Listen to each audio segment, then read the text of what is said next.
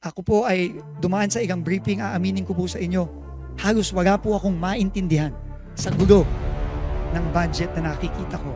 Kahit na po matagal na po ako sa gobyerno, marami-rami na rin po akong ahensyang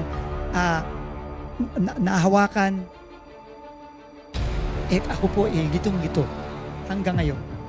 At napakalaking bagay po ng tulong ng honorable members ng Congress para maipakita sa amin, sa akin, at sa buong sambayanan ang mga pagkakamali dito sa budget na ito. Para po mabago natin at maipakita naman po natin sa ating taong bayan na seryoso po tayo sa mga pagbabago gusto natin gawin sa DPWH.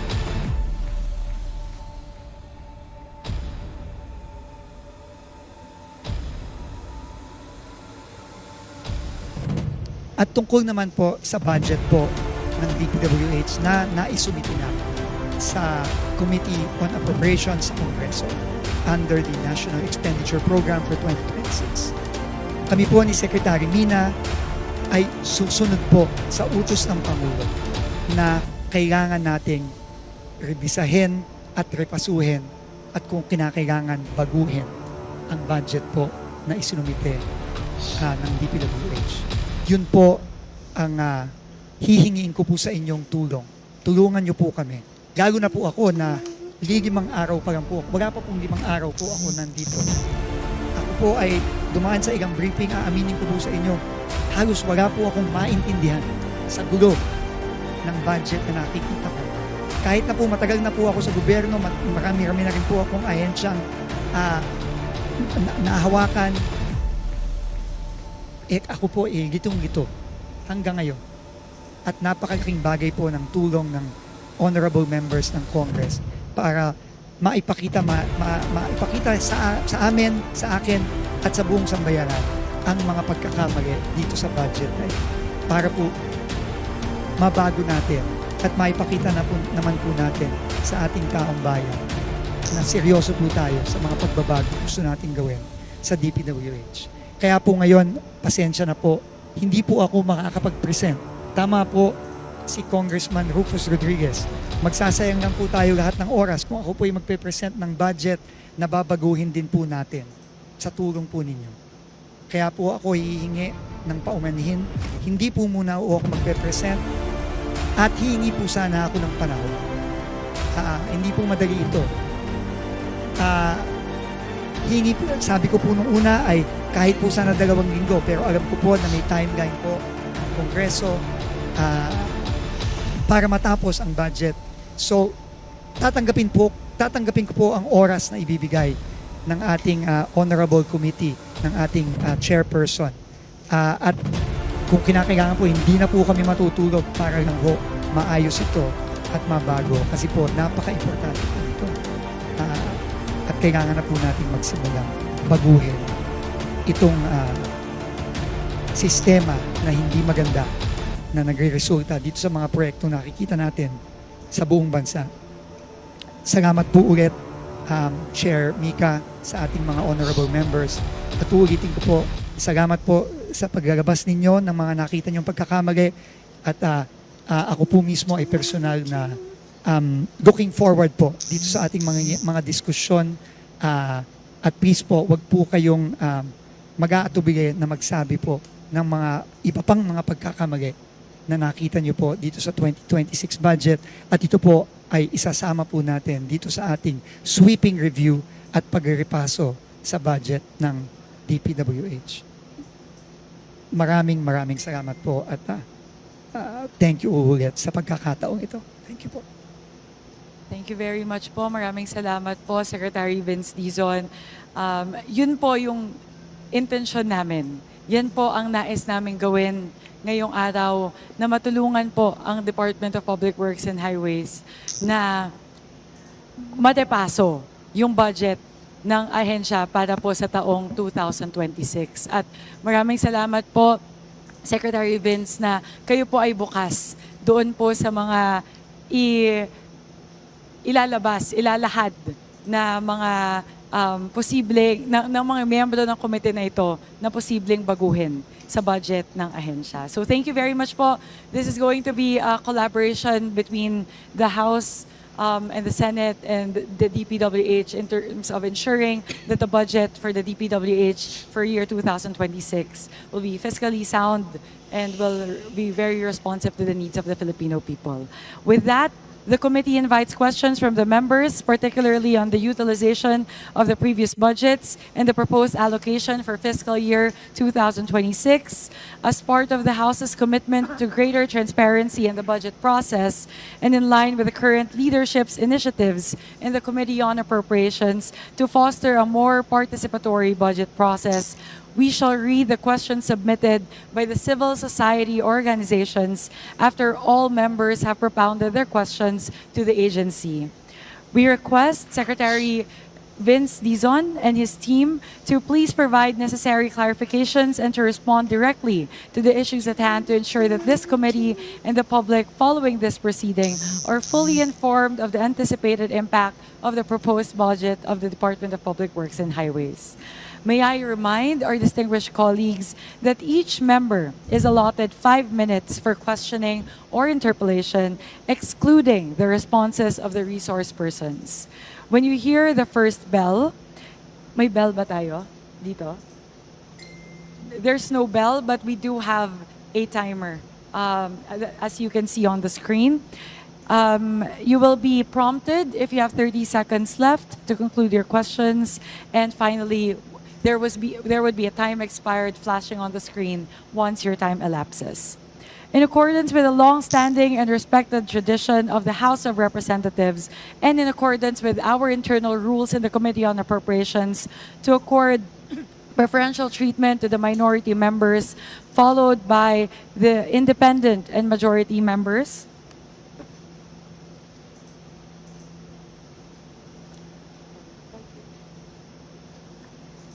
my apologies. Based on our internal rules, the order shall indicate majority member first, minority, then independent, then majority. So we will follow that line of recognizing our members in alternating manner. And with that, Madam Chair, I have a... Vice Chair Rufus, if yes, this is, may we proceed to recognize the first interpellator? This is regarding a point of order and a parliamentary inquiry at the same time. Madam Chair, we could not, we could not proceed, Madam Chair, with question and answers when there is no presentation of the budget. In other words, just like when we have our second reading of bills, there is always that committee amendments. Here, I think the best way, the Secretary is already studying it very well upon order of the President to review. What will be the basis for our questions when there is no budget presented? Practically, there is no budget being presented. What is submitted in the NEP is not what the Secretary will want us to discuss. So there's really, with that statement of the Secretary, let's allow him. Let's allow the Secretary and the team to be able to come out already what they see as their initial findings of deficiencies, of errors, so that when we come, we have a new budget that is already corrected by the proper agency for us to ask questions. We cannot ask questions now. There's no budget. Is there a budget pending? Because the Secretary has said na i-review. He would like to request us to give inputs, and we will do it. But how can we put inputs when what we will say may be already be corrected by the resubmitted budget of the DPWH? It's a procedural issue that we have to tackle. Because otherwise, what is the paper we are going to review? That's one submitted. He has said that there are so many mistakes there, so many redundancy, so many projects already finished but still in the budget. Let us give a chance to the DPWH and let's have a meeting after we give them some time, and that is where we will have our minority majority. But I submit to the chairperson. Thank you very much, Representative Rodriguez. Again, the position of the committee is that members have all been provided with a copy of the 2026 National Expenditure Program and subsequently the General Appropriations Bill of the Committee on Appropriations, and that those two documents as well as the BESF would be enough as a basis that the members can leverage to field their questions to the DPWH. I am also in agreement with Secretary Vince Dizon that it may be a little bit academically moot to look at to present a budget that would anyways be totally overhauled. Not revised, maybe an understatement. That would be totally overhauled. So with that, I move to recognize the first interpellator from the part of the minority, Senior Deputy Minority Leader Edgar Erice. You have the floor, sir. Thank you, Madam Chair. My apologies po. With the leave of SDML Erice. With the permission of SDML Erice, we would like to first recognize the Minority Leader, Marcelino Lebanon. You have the floor, sir. Maraming salamat po, Madam Chair. Ang ating pong mahal na sekretary hindi nag-present ng budget dito at parang apologetic na siya sa ginawang budget ng DPWH. Pero kami po ay natasan magtanong, kaya ito pa rin ang itatanong namin. Po ba? So, sa akin tingin po, ang buong budget natin ay 6.793 trillion na pinasa sa atin ng DBCC, ng ating Executive Department. At sa 6.7 trillion na ito, 880.01 billion ang pondo ng DPWH. Tama po ba? Tama po, Minority Leader. Tama po. At sa 880.01 billion, ang nababasa po namin na flood control projects ay umaabot ng 250.8 billion. Tama po ba? Tama po. Representing 32.3% of your budget. Ito po yun. 32.3% of your budget nasa flood control. Alam nyo, masaya po kami na inilabas ito ng ating Pangulo kasi kahit kami, hindi namin ito alam na ganito kalaki ang ating flood control projects, 32.3%. At unfortunately, ito yung pinaglalaanan ng malaking pondo ng ating bansa pero hindi natatapos ang ating baha. Nandyan pa rin ang ating baha. Aware po ba kayo sa top 20 flood-prone provinces sa ating bansa? Based sa ating geohazard mapping and assessment? Tama po ba? Alam nyo, may kasabihan ni Edward A. Murphy Jr., American Aerospace Space Engineer sa California, ang sinabi, anything that can go wrong will go wrong. Dito na po tayo nagsisimula magkamali. Dahil yung mga binabahang probinsya ay hindi natin tinatamaan. Anong binabahang probinsya natin? Number 1, Maguindanao, 158 hectares. Number 2, Cagayan, 135.6 hectares. Number 3, Pangasinan. Number 4, Isabela. Number 5, Nueva Ecija. Number 6, Palawan. Number 7, Pampanga. Number 8, Agusan del Sur. Number 9, Zamboanga del Sur. Number 10, Iloilo. Number 11, North Cotabato. Number 12, Leyte. Number 13, Bulacan. Number 14, Northern Samar. Number 15, Tarlac. Number 16, Capiz. Zambales, Davao del Norte, Camarines Sur, and Western Samar. Ito po yung ating top 20 flood control provinces na talagang binabaha. Pero sa pinaglalaanan po natin ng pondo ng DPWH, kayo po ang nag-identify dito. Nasa NEP po natin at nasa isumbong sa Pangulo po ito. 12 sa mga probinsya, wala po dito sa top 20 provinces. Ano bang basis ninyo sa identification? Kaya, mahal na Secretary, kailangan itong pag-aralan dahil mananalo lang po tayo dito pang maganda ang ating planning. Alam nyo, 2019, Secretary, napapansin ko sa aking probinsya sa Eastern Samar, sa bayan ko, San Rafael na barangay, Taft, Eastern Samar, may nagsulputan mga proyekto. Una, yung mga rock netting. 3 billion, hindi namin maintindihan sa Eastern Samar. Hindi naman naglalandslide, hard rock, pero 3 billion ang inilagay. At may mga flood control projects po kami na nakikita namin. Ngayon pa lang nagsulputan, isa sa Hernani, barangay ng Hernani ng Suong, at saka isa sa barangay ng Llorente. Ngayon pa lang sinimulan, 2024 budget. At ang nakikita namin ay malaki ang accomplishment na inire-report at actually nag-mobilize pa lang. In preparation, pag malaki ang accomplishment, pag wala nang nakakatingin, tingnan nyo po, baka ito na yung magiging ghost projects, kukubrahin na yung 100%.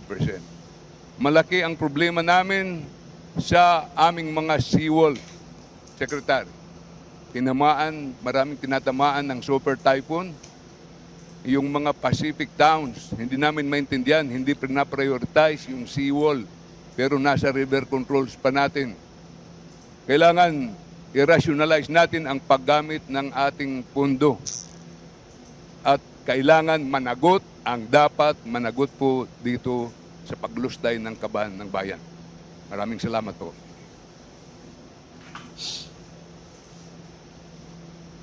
Minority Leader, Honorable Minority Leader, maraming salamat po.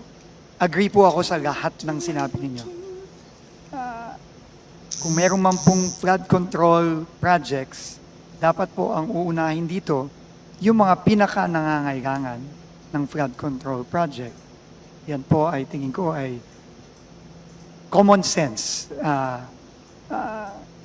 Honorable Minority Leader. Kaya po ang gagawin po natin, kasama po dito sa ating pag-review at pag-repaso, isa sa mga pinakamalaki nating priority ay ang pag-repaso ng flood control budget.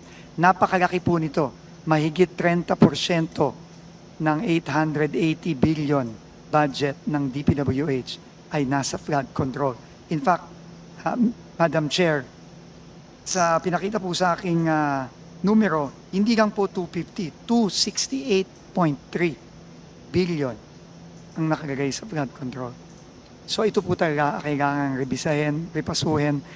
We have to put rhyme and reason. We have to put order in allocating the precious funds of our people, and it will start, obviously, with science, as mentioned by Chair Mika earlier. Kailangan po science-based ito. Hindi ito po pwedeng kung saan-saan na lang po kinukuha ang mga numero at kung saan-saan na lang po ginagagay. Kailangan po ilalagay ito base sa siyensya. Kaya po, makakaasa po kayo, Honorable Minority Leader, gagawin po natin yan sa ating pagre-repaso at pagre-review nitong budget ng DPWH. With the indulgence of the body, we will allow the Minority Leader to field an additional question. Go ahead po, ML. Maraming salamat po, Madam Chair. Further observation po, Secretary.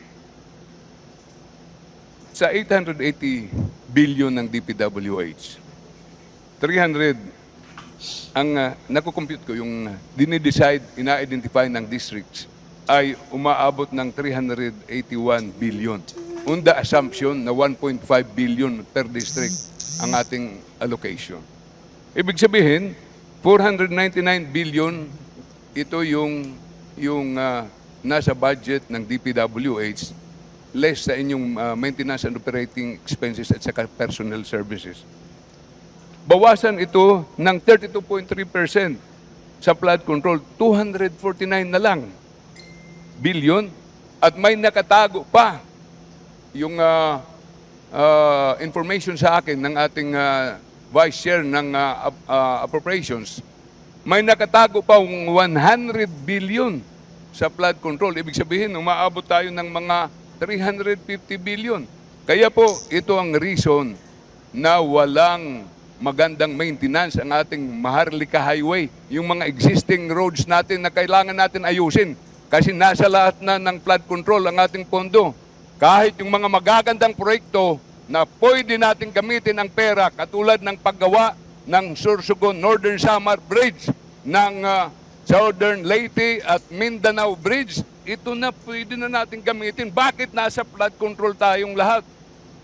Anong maganda dito? Dapat matuto na tayong magplano ng maayos. Pasensyahan niyo po ako, Secretary. Nararanasan po namin lahat ang mga ito at kami po nagagalak na inilabas po ito ng ating mahal na Pangulo para maayos ang pondo ng DPWH sa ating bansa. Your comments, Secretary. Maraming salamat po, Honorable Minority Leader. Again, tama po kayo. No, marami pong mga proyekto na dapat i-prioritize at yun po ang pipilitin nating gawin. No?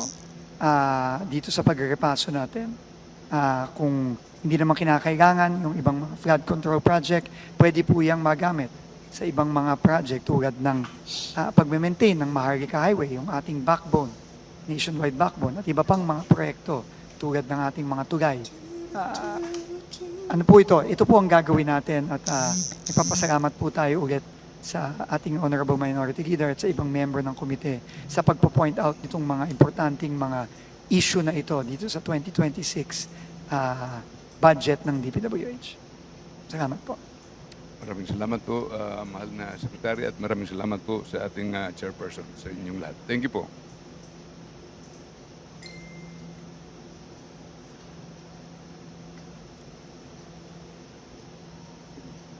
Thank you very much, Minority Leader Marcelino Libanan. We'll now move to our next interpellator from the part of the Independent, Representative Isidro Ungab. You have the floor, sir. Thank you. Thank you, Madam Chair. I have a question to DPWH. Perhaps Secretary Vince could delegate this to one of his deputies, considering that bago pa siya nakaupo. My question is this. What happened, anong nangyari sa big ticket, high impact flood control projects that were funded by ODA? They were lodged under the Foreign Assisted Projects or FAPs. I think this was presented in the 2024 budget and 2025 budget. Can you give me an explanation or clarification on that? Kasi malaki to, malalaki to.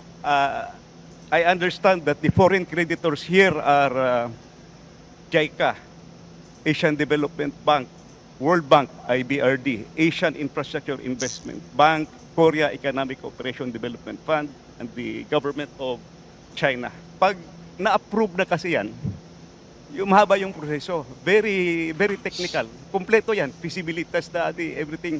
Pumasa na ito sa DBCC, pumasa na sa Monetary Board, at saka meron ng sovereign guarantee. Anong nangyari? Please clarify, Your Honor. Mr. Chairman, Honorable Sid Ungab, if I may just ask Undersecretary Emil Sidain, who is in charge of our foreign assisted projects, to respond. Good morning, Madam Chair, Your Honors. Relative to the ODA or foreign funded projects, which are actually the high impact projects, this has been actually implemented, Madam Chair, Your Honors, in most of our yearly implementations since the past administrations until now. But it goes through the process of approval from the NEDA, previously with NEDA, passing through the ICC Technical Board, then once it goes up to ICC Cabinet Committee, all the way to the NEDA Board. And until now, Mr. Chair, all these flagship projects goes to the proper vetting of all the line agencies for review.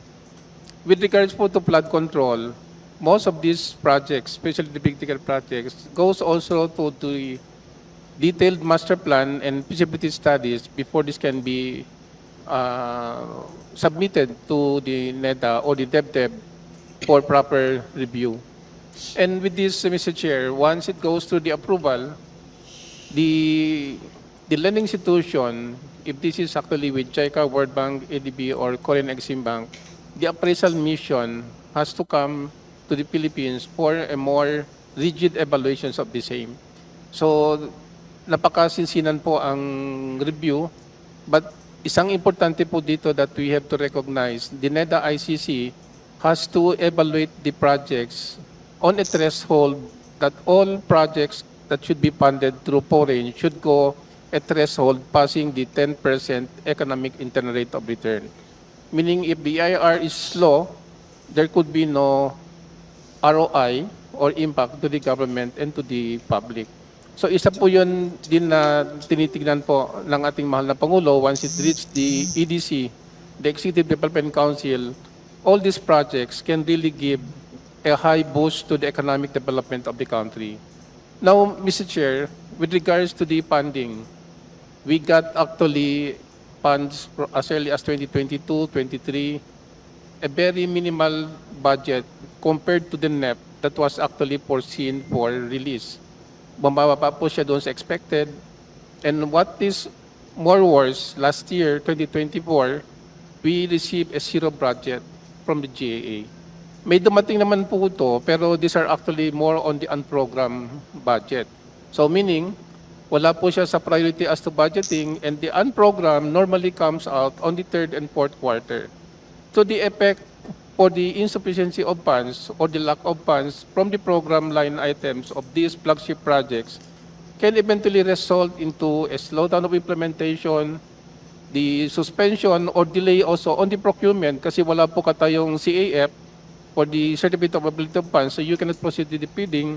And more worse, it can also generate a commitment fee because all loans are given a prescribed timeline, and this timeline, inclusive of the funding and as well as the component by project implementation, should be properly approved and implemented by the line agency, which is DPWS. So kung bitin po yung pondo, we always drag it to a more delay, more timelines that are necessary to complete the whole projects. So, yun po ang problema namin. That's why in the next year budget, we would like to get the most exact NEP as actually been proposed in the DPWH for 2026 po. Thank you po. Thank you, Madam Chair. Madam Chair, I would like to simplify what really happened. The transformation of those ODA funded projects in 2024 and 2025. I have here the 4 books of the budget books. Ang tawag ko nito noong araw, ang 4 na libro ng APRO. Sa 2024 National Expenditure Program, pumasok yung ODA, 21.6 billion. Nandito, ginagyan ko ng tag. 11 projects. Pagdating sa GAB 1, General Appropriation Bill, white book with red letterings, pumasok din, fitful copy, 11 projects, 21.6 billion. Pagdating sa GAB 3, third reading dito sa House of Representatives, pinawasan ng 5.4 billion, ang naiwan, 16.1 billion. So sa House of Representatives pa lang, binawasan na yung ODA. And you know what happened pagdating sa GAA. Pagdating sa GAA, this is the product of both the Senate, the House of Representatives, at saka sa BICAM. Zero kinatay yung buong ODA. Nakakahiya sa ating mga foreign creditors. Punta naman tayo sa 2025. Ito yung ginawa. As is, yung proposal, National Expenditure Program, 11 projects, foreign funded, 11, total of 27.5 billion nandito. Nilagyan ko ng marker.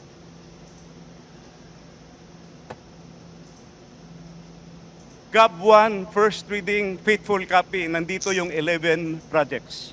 Total of 27.5 billion. Third reading, House of Representatives.